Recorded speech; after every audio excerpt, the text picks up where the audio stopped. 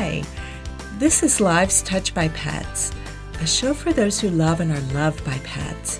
I'm your host, Lisa DeSatnik, certified trainer with so much potential in Cincinnati, Ohio. I'm really glad that you're here. Welcome.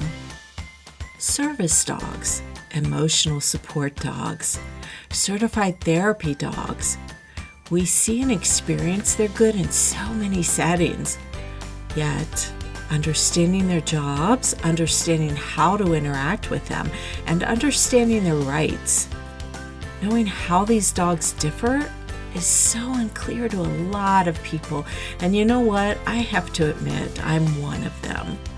Preparing for this episode, I learned a lot. And so I'm really excited for you to be able to learn a lot here too. This is a topic I've been wanting to cover for a while. My guest is Jessa Kenworthy. She's a certified dog trainer and training director for an organization I love called Paws for Ability. Paws is a nonprofit that trains service dogs for a variety of needs and tasks that support children and veterans. I can't wait for you to hear our discussion. Let's get started. Hi, Jess. It's so great to see you. Thanks for being with me today. Thank you so much. Really appreciate being here. I'm very excited. Oh, good. You know what? This is a topic that I've wanted to do for so long. Not only because I get calls from time to time from people that want to know, can I train their dog? Maybe their dog has some fear issues or reactivity issues outside, and they want to know, can their dog be an emotional support dog or a service dog? Can you do the training? And then there are people that are out and about and don't understand, the difference and what to do when they see a dog. And so I just thought this would be a really great conversation to have for so many people.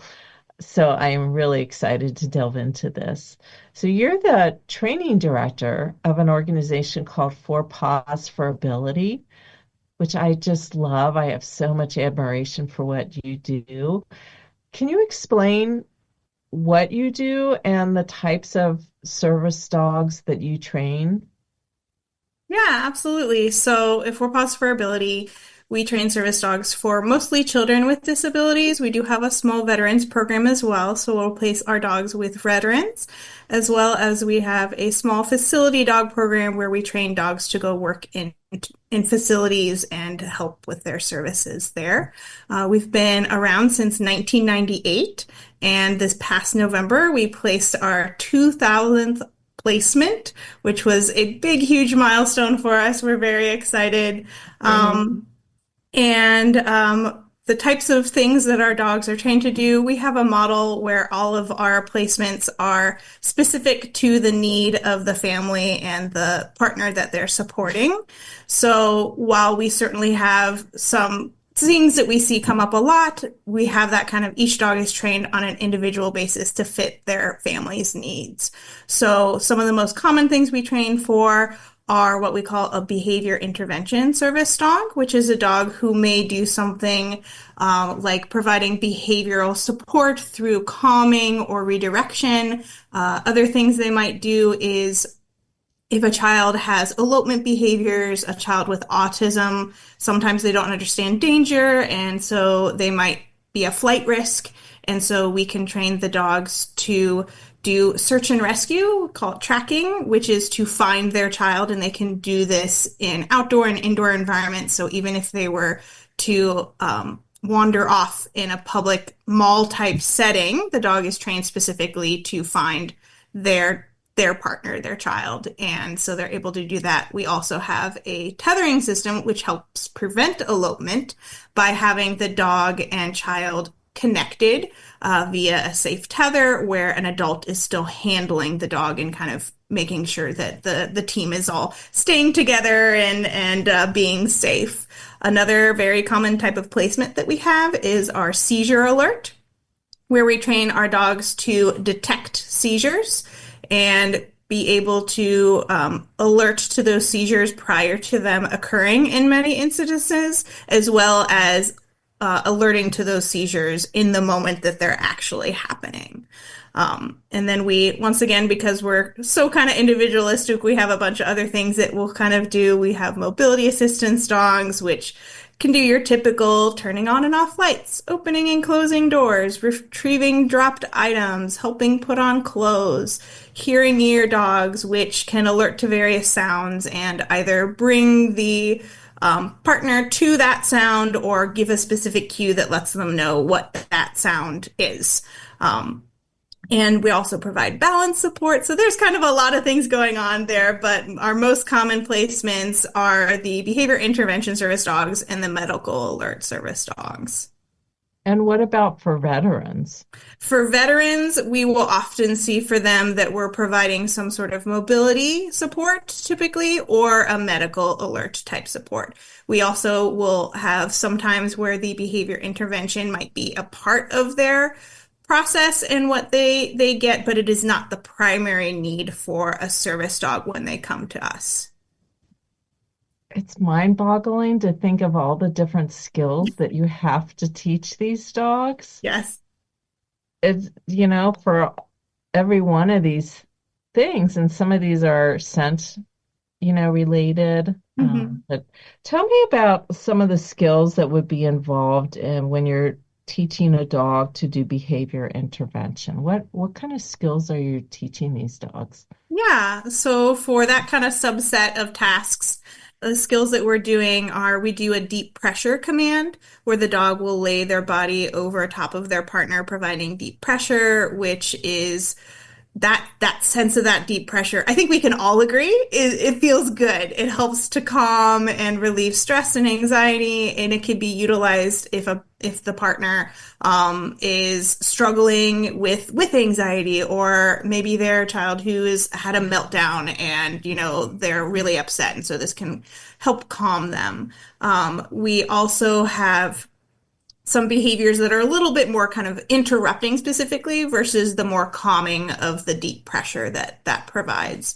So we do a nuzzle, which is where the dog takes their head and their muzzle and they will kind of bump at the partner's body, either by kind of going up into a space, if they're kind of curled up in on themselves, upset and crying, then the dog can kind of stick their nose under an arm and kind of bump up. And it's mostly to say, hey, instead of, being upset, why don't you pay attention to me and let's cuddle and let's pet or let's play fetch or, some different things. So it helps interrupt whatever the behavior may be, whether it is general upset or perhaps it is a behavior that it could be harmful for the child or the partner.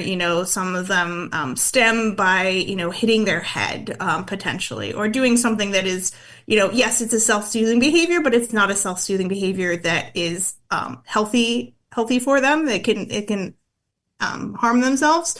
So it's interrupting those type of behaviors and redirecting them to other things, whether it's the calming deep pressure, or doing some tricks, or going and playing together. That's a lot. And I know that to teach a dog to do all of these things, you're very particular in how you raise the dog, because that also feeds into having the dog that can do all these things in a variety of situations. So tell me about your process and how does this dog come to be a service dog? Yeah, absolutely. So it's a long process. We start before the puppies are even born. We have a breeding program and we breed all of our dogs so that they are bred specifically for the work that we are hoping to do with them. And those dogs that we select as breeders are dogs that we would feel comfortable placing as service dogs, because when you breed dogs together, you're essentially saying, I want to make more of this. So we want to make sure that what we want to make more of is what would be a good service dog. Our breeder dogs also go through very extensive health testing that involve, but not fully, don't quote me on these being all the things, because I'm sure there's going to be some of the pieces I'm missing, but hip and elbow x-rays, different genetic testing, cardiology, eye exams. Like, they get this huge big gamut of testing that they have to pass, even if they're a really great temperament to be a breeder dog, they have to pass all these health exams because once again, that also is a big part. We want to make sure that our dogs are healthy, happy, and long-lived and able to do their jobs for a very long time. Once a dog passes all those stringent exams for becoming a breeder dog, they're in homes with families who love them as pets and care for them. And then they come in and breed. We are very, very careful and selective with our breeding process as well, with as far as what dogs do we breed to what other dogs, and that has to do with the genetics, making sure dogs aren't too closely related, making sure health-wise that the puppies are going to be very healthy, and also that they're going to be the type of personality and temperament we're looking for and the type of dogs we're trying to get out of that litter. So we might think to ourselves, we want a litter of dogs who's going to be more kind of gentle and sensitive and motherly, because we find those type personalities tend to do really well with our medical alerts. So that's the type of litter we want. So all that kind of takes place in that determination. Once the dogs are bred, fast forward to the puppies being born, and essentially they're in training from day one with all sorts of different sensory things that we're exposing them to, different smells and different touch textures, as they don't have their ears or eyes open yet, but they can smell and they can feel. So we start with that all right away. They go through a very rigorous puppy enrichment program where they're just starting to learn all those basics of being happy and comfortable and confident in their environment, as well as how to potty train and how to sit and all those kind of basic things. We have a prison program that our dogs can go into, and a lot of our puppies go into that prison program for those basics and those basic manners and house training. When they come out of that prison program or right after weaning, they may go to a volunteer trainer who is essentially someone who takes the dog into their home, and they apply lots of love and time and hard work to raise this dog and reinforce the basics or teach them the basics with their, different cues and different behaviors that we're looking for them to do. As well as getting them really comfortable and confident in public. As service dogs, that's one of the hardest things for a service dog. Is you can train about any dog to do different tasks, but if they're not comfortable being able to work out in the environment that we need to do these tasks in, then unfortunately it's not going to work out for the person who has them. So ensuring that they're happy and comfortable and enjoy being out and about, seeing all sorts of different things in people, is a very important piece. Then once the dogs are of age where we are able to bring them back to start sort of that final last step in training, which is the specific training towards the placement that they're going to work towards, we do a number of assessments on the dog, but we do a final assessment to determine what is this dog's natural ability, what is their personality, where are they going to fit best. And it's not only what task can they do, but are they going to fit well into this type of home with this type of family and this type of environment, and really focusing on making sure that the family and the dog fit together really well. Then the dog goes through that advanced training where they learn all the specific service dog skills that they need to know to be able to support their partner and that family. And then the family comes to a 10-day course where we teach them how to handle their dog and all the things that the dog already knows, get them bonded with their partner. And then they go home, and we have all sorts of supports in place for them after they go home for follow-up care and to ensure that that transition goes smoothly. Some of our families have never had dogs before, so it's a really big learning curve for them to go from never having a dog to now having this highly trained service dog. So we ensure that they get lots of help and support once they get home so that they're able to utilize the dog to the best of their ability and have that, happy, well-functioning team that we hope will carry on and work for, 10, 12 additional years. Wow. I'm glad that you went through all that. I mean, that was a lot, Yeah. but I don't know if the general public has an understanding when they hear about, first of all, the cost and the wait list, what goes into having a really, really good service dog. And so that makes me think, when I get some calls from people, just trying to build education and understanding. I'm not, you know, no, no judgment, no fault. We're just trying to educate. When when people do have their own dog and they want to train that dog to be a service dog, there's such a difference, right? And what you put into that. And so wondering if you could shed, your perspective on that for me. Yeah, absolutely. So first of all, I think there are some really incredible teams out there that are self-trained. I think 100% it can be done really well, and there's really great service dogs out there who were trained by the person who is handling them and who needs them. I think for the vast majority of those who need a service dog, they don't necessarily have the capability to do that on their own, whether it's because they don't have the time to do that because it takes a lot of work. As you just heard, it's a lot of work. The dog might not be the right fit. Not that they aren't an amazing, wonderful, talented dog, but they just might not have the right personality and it might not be a job they want to have. We want the dogs to enjoy their job and want to do that job, and they might not want to do it. They might like being a couch potato.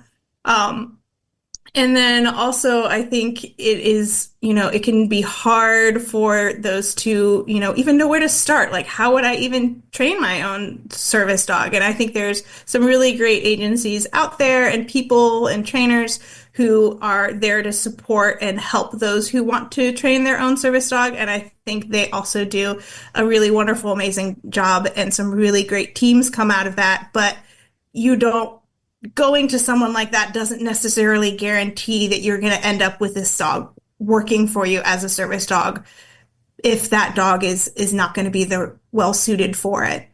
Not that they're Yeah. not amazing, but it's hard. It's a lot of work. Yeah. Very, very hard. Even with your program, you don't graduate every dog, Yeah, right? Because of absolutely. what you look for. Our goal for our success rate is between like 40 and 50% passing and being able to be a service dog, and these are dogs that are bred for this job. Right. And And I would raised. say, yeah, our pass rate is pretty on par with many other agencies as well. And so it just goes to show how rigorous and strict the whole thing is, and ensuring that it's the right fit in all sorts of aspects. Right. So do service dogs, and we'll jump into the other categories of I don't know what word I'm looking for, but between emotional support and therapy dogs. Mhm. Are there certifications that dogs need to be a service dog? So right now, the ADA does not actually have any certifications or requirements for a service dog. So agencies like ours that train and place service dogs, they tend to have their own, that they are making sure that the dogs are passing these various different steps and stages and processes, as well as the family and the handler of the dog are also passing certain different things to be able to meet that agency's certifications. But as a generalization, the ADA does not have any required certifications at this point. Okay. And service dogs, where are they allowed to go with? Yeah, so service dogs are allowed to go anywhere essentially in public. So that is like state, local government, pretty much all the buildings that you can think of. A couple exceptions can be churches because those are that kind of different sort of category there. But anywhere in public that people are allowed to go, a service dog can go. Okay. Does that person need to have proof with them then when they go?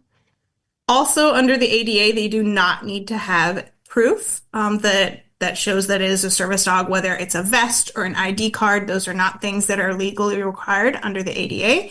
Many agencies, though, require such. For Paws, as an example, we require that the teams that go into public wear a service dog vest or harness with our logo on it to essentially just make it much easier for the family to get access. They're not going to be questioned when people see that harness with that logo on it. We also require them to carry IDs that we make for them because once again, it just makes their job of access easier because many business owners unfortunately don't know the laws and don't know the rules. So they're looking for things that aren't legally necessary. They're looking for identification cards. They're looking for vests. So even though the ADA doesn't require them, we found that for our families, getting access is so much easier if we provide those things and make sure they have them on them. And then they can choose to educate and let them know that these things aren't required. Or they can say, I don't have time to deal with this today. So here's my vest and here's my ID card. Thank you very much. Have a good day. And if these service dogs have a reaction, whether it's to another dog, to a sight, a sound, another person, is the responsibility the same as if it was a pet? So under the ADA, a service dog, regardless of, if they have the various things and are a legitimate service dog, if that dog is under control and the handler is not able to effectively get that dog back under control, they can be asked to leave the establishment. That location then needs to be willing to serve that person without the dog. But that and elimination, the dog having an accident indoors, are the only two ways that a service dog can be dismissed from public. Okay. All right. Well, this is very, very helpful. Um, and again, like people see a dog if they don't have the vest on and people don't understand that it is a service dog and they may want to go up and pet the dog.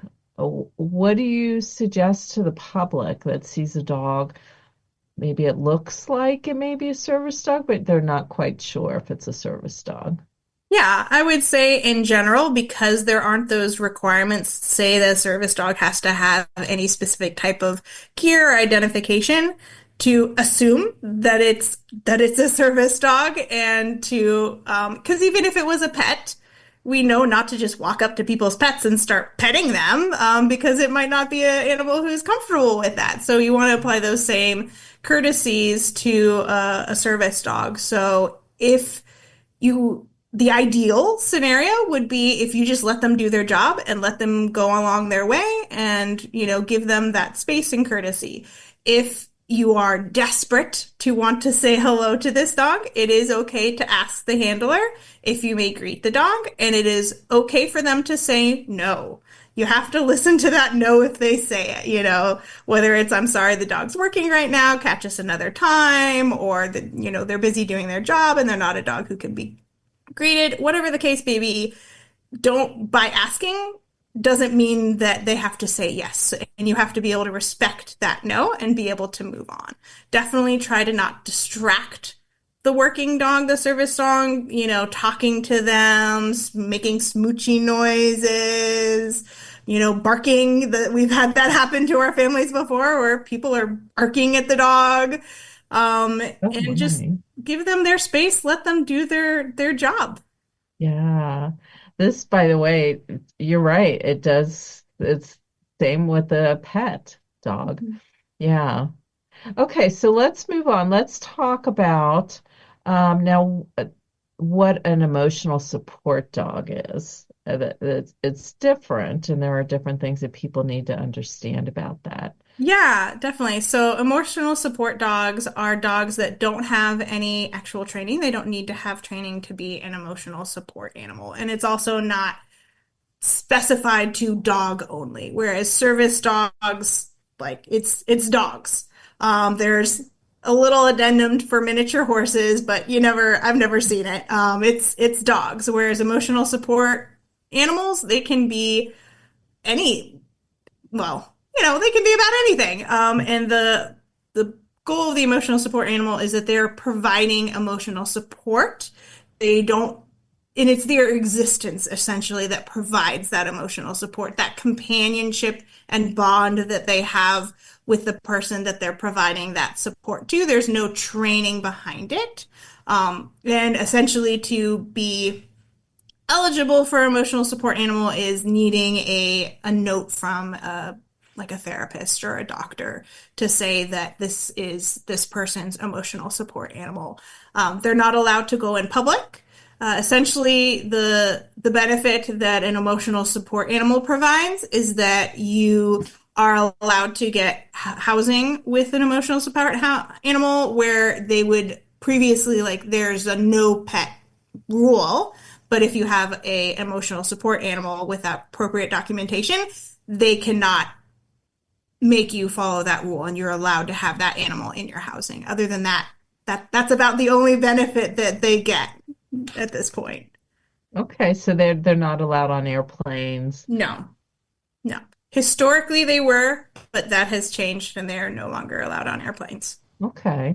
And if somebody moves into an apartment, and their emotional support dog is causing behavior issues in the apartment, they are able, does the landlord have a right to ask them to do something about it? Yeah, so that's not something I'm actually super familiar with, so I don't necessarily want to speak incorrectly on that. Okay. I would imagine that it would be similar to a service dog that if the dog is out of control and you are not, as the handler is unable to get the dog back under control, that that's a problem and we can be asked to leave. Yeah. I do know some people that do have emotional support dogs and they're invaluable to those Absolutely. people. Yeah. Okay, so now there is the emotional support that you said doesn't have the training, and then there's also oh, what's it called? This psychiatric service dog. Mhm. So what is a psychiatric service dog? A psychiatric service dog is a service dog, so they fall under that same rules of a dog that has been task trained to mitigate a disability. And the difference is that instead of it being maybe something that might be more of a visual disability that we can see, like someone is in a wheelchair, it is more of an invisible disability, like, potentially sometimes medical conditions or psychiatric needs. It doesn't change that the dog is still trained to perform tasks and help support that person in that disability, which is what makes them different. One of the things that makes them different from an emotional support animal is that training behind it and how that training is used to specifically help support and mitigate that disability. Okay. All right, that's helpful. So, therapy dogs. Therapy dogs are in, nursing homes, retirement communities, hospitals, schools, and that's on the lower end of these three. So those can be certified. Yes, And, yeah, and and yeah, and hospitals and such really look for those from, organizations like Pet Partners and other organizations. What kinds of skills, what kinds of skills are good to be teaching, and what types of things would you look for in a therapy dog? yeah, so therapy dogs, first of all, are wonderful. They're life-changing. They're so great. They help so many people. A dog that makes that I think personally makes a really great therapy dog is a dog who is confident and comfortable in multiple environments and really loves being with people and enjoying people. Therapy dogs, just like emotional support dogs, it does not have to be specified to a dog. It can be other animals. My in-laws are really big in the therapy animal community. They've had many therapy dogs and also recently a therapy bunny who was just incredible. He was fantastic. They go through lots of training to make sure that they are comfortable in these environments and how to appropriately interact with people in these different environments because safety is certainly a big concern. You know, if you're going into a nursing home or hospital, you need to ensure that the dog is going to interact with the people they're visiting with very safely. They're not, jumping up and accidentally clawing them if they're, elderly or sick. They also need to be able to be comfortable with all this different equipment and different things that you're going to see in these type environments.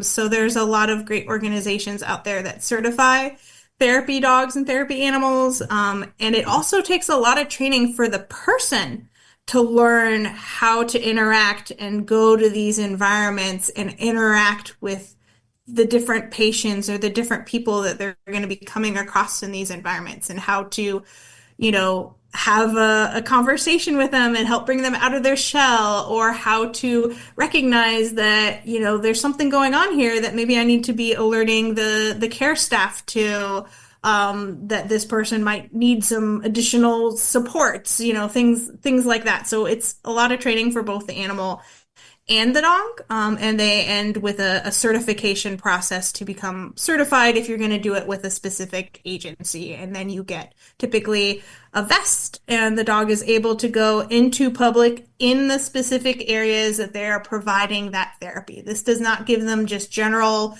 public access. Like, you couldn't take your therapy dog to a nursing home and then lunch with you afterwards. Like, they could go into the nursing home, but then you would have to drop them off at home or come up with other arrangements for them while you went into a restaurant.